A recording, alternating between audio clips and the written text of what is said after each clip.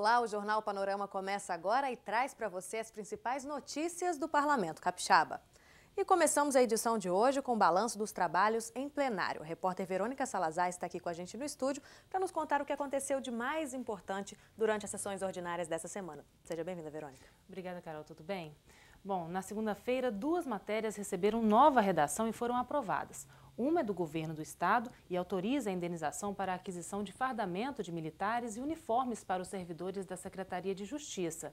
A redação original fixava o mês para o pagamento da verba, prejudicando os servidores que ingressam posteriormente. Com a mudança, o valor passa a ser pago na data da primeira remuneração e anualmente no mês correspondente à entrada na corporação. Também foi aprovada em primeiro turno a proposta de emenda constitucional do deputado Gildevan Fernandes, que altera o artigo sobre a reeleição do governador. No Espírito Santo, já é garantido ao chefe do Executivo o direito de disputar a eleição por 2 vezes consecutivas, conforme a Constituição Federal. Mas o texto da Carta Estadual ainda não havia sido modificado. E após muita discussão na sessão ordinária de terça-feira, os deputados realizaram uma sessão extraordinária para votar em regime de urgência o projeto de lei complementar também do governo. A matéria aprovada por unanimidade prevê a nomeação de 137 agentes da Polícia Civil já concursados e que se encontram em regime de cadastro de reserva. A apreciação do veto do ex-presidente Lula à emenda Ibsen Pinheiro também esteve entre os assuntos de maior repercussão na semana. A votação estava prevista para a última quarta-feira, mas foi adiada mais uma vez. O anúncio foi feito pelo presidente do Congresso Nacional, José Sarney, que acrescentou 20 dias ao prazo de votação. Esta é a terceira vez que a análise do veto sofre adiamento. O governador do Espírito Santo, Renato Casagrande, comemorou a notícia, já que o estado ganha mais tempo nas negociações. No Parlamento Capixaba, vários deputados usaram a tribuna para se manifestar sobre o assunto. Os discursos da população também marcaram os trabalhos. Bom, Carol, estes então foram os principais destaques desta semana. O Panorama prossegue com você. Obrigada, Verônica. Prosseguem as visitas técnicas da Comissão de Educação da Assembleia Legislativa às superintendências regionais de educação do Estado. Desta vez, os parlamentares ouviram as reivindicações dos profissionais da área que atuam no município de Afonso Cláudio. Capacitação profissional. Essa foi a principal reivindicação apresentada à Comissão de Educação da Assembleia pelos diretores de 7 escolas públicas das regiões Sul e Serrana do Estado. A audiência pública aconteceu na Superintendência Regional de Educação de Afonso Cláudio. Nós sabemos que estamos numa era diferente, né? A gente já colocou a questão do aluno XYZ e nós precisamos alcançar, né, esses nossos alunos que estão realmente, né, ligados a tantas redes sociais aí e que os nossos professores, muitas vezes, eles precisam estar nessas formações. Eu acho que é essencial realmente que os nossos professores passem por formações para que a gente tenha aulas qualificadas e, consequentemente, né, os nossos alunos aprendendo. A possibilidade de as escolas funcionarem em tempo integral foi outra pauta em discussão. Nós pensamos que a escola de tempo integral, ela favorece, muitas vezes, né, para aquele aluno que tem uma família desestruturada, tirar os nossos alunos da rua, das drogas, da violência, mas antes que isso aconteça, precisa se estruturar.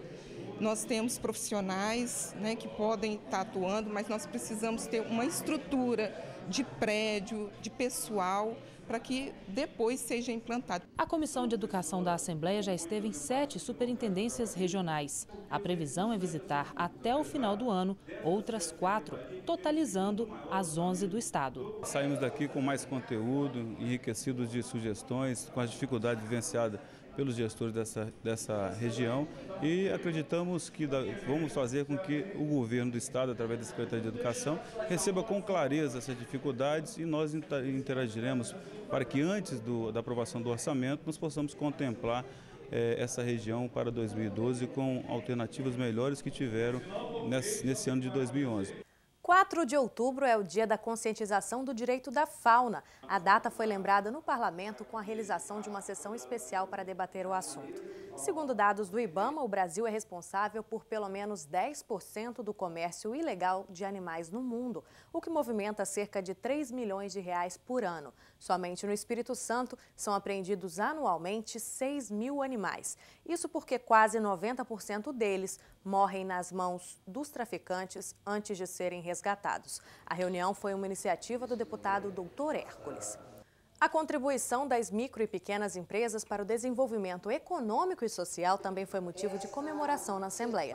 De janeiro a julho deste ano, esses empreendimentos ultrapassaram a média histórica de empregos formais registrados no país. No Espírito Santo, não é diferente. Quando veio a crise de 2008, 2009, que as nossas grandes empresas são todas de commodities que são voltadas para o exterior, quem sustentou a nossa economia foram as micro e pequenas empresas. Então, elas têm uma participação muito grande, principalmente na zona rural. O trabalho dos agentes comunitários de saúde ganhou destaque no parlamento em sessão solene. O Estado conta com aproximadamente 5 mil profissionais do setor. Os agentes são aqueles que visitam casa por casa, fazendo o elo de ligação da prevenção das doenças, fazendo o elo de ligação para que as doenças não se propaguem junto à comunidade. A Assembleia Legislativa apresenta o primeiro Fórum de Leitura como política pública no Espírito Santo. O evento, que começou nesta quinta-feira com uma sessão especial para discutir o assunto na casa, foi criado para valorizar e incentivar a prática da leitura. Já dizia Carlos Drummond de Andrade, a leitura é uma fonte inesgotável de prazer. Mas, por incrível que pareça, a quase totalidade não sente esta sede. Essa é a realidade do Brasil. Segundo um levantamento recente feito pelo Instituto ProLivro, o brasileiro lê menos de um livro por ano. Muito diferente de países como Estados Unidos e França, onde a média é de 11 livros. Para melhorar esses indicadores aqui no Espírito Santo, a Assembleia Legislativa realizou o primeiro Fórum de Leitura como política pública. Grupos de trabalhos formados por professores, gestores públicos, bibliotecários e sociedade civil elaboraram um plano estadual. O documento contém orientações para o desenvolvimento de políticas públicas para o setor. Nosso propósito é ter uma agenda consistente de diálogo, de debate, de mobilização, para que a gente consiga alcançar esse plano de ter a leitura para todos, né? O professor, por exemplo, mediador de leitura, ele precisa seduzir.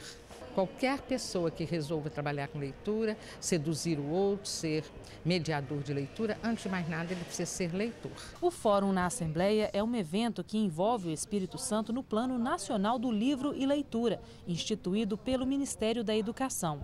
A iniciativa contém ações para democratizar o acesso ao livro, valorizar a leitura e fortalecer a cadeia produtiva.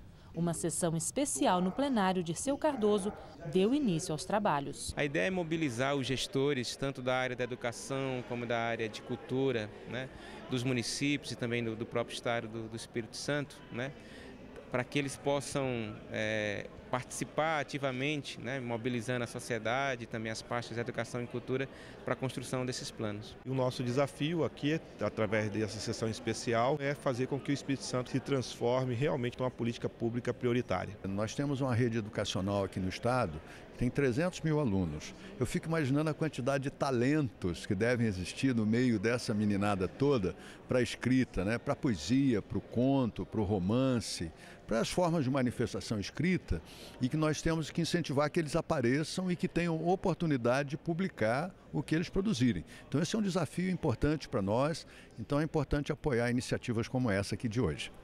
30 alunos do interior do estado e da Grande Vitória participaram do projeto Deputado Jovem, que orienta estudantes sobre o funcionamento do Poder Legislativo. Eles foram eleitos parlamentares e vieram à Assembleia conhecer o trabalho da casa.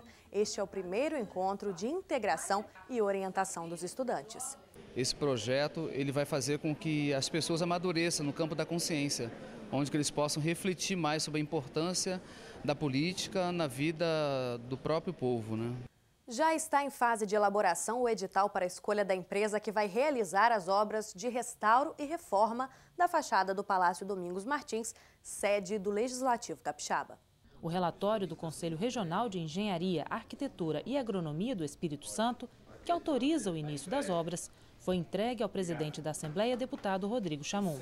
O documento serve de base para a abertura do processo licitatório. Nós já elaboramos as soluções técnicas e orçamentárias que estão à disposição da comissão de licitação, que tem o seu preço base. E a partir do preço base irá, é claro, licitar e a empresa vencedora irá iniciar os trabalhos da nossa Assembleia Legislativa. O processo de licitação para a contratação da empresa prestadora de serviço deve demorar um mês para ser concluído. As obras estão previstas para começar ainda este ano. Creio que até o final do primeiro semestre do ano que vem estaremos com a nossa reforma concluída da fachada. E o último Jornal Panorama desta semana fica por aqui. Obrigada pela audiência e até o nosso próximo encontro.